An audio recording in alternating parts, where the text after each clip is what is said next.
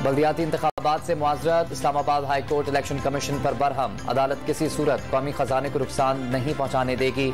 जज के remarks, election commission के फैसले के खिलाफ दरख्वास्तों पर समाअत कल तक मुलतवी।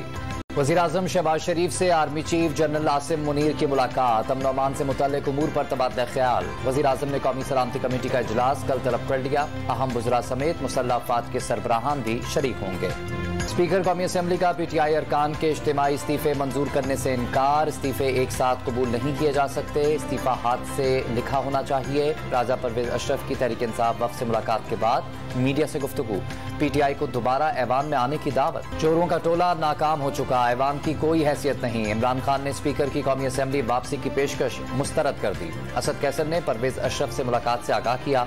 करप्ट टोले का मकसद अपने असासों में इजाफा करना है, मुकदमात खत्म कराना है। इमरान खान का मौक़िफ़। अप्रैल के बाद हर गुजरता लम्हा बदतर होता गया। मुल्क मुआशी, सियासी और इखलाकी लिहाज से दिवालिया हो चुका है। मरकज में 12 जमातों की हुकूमत है, कौम को यरगमाल बना रखा है।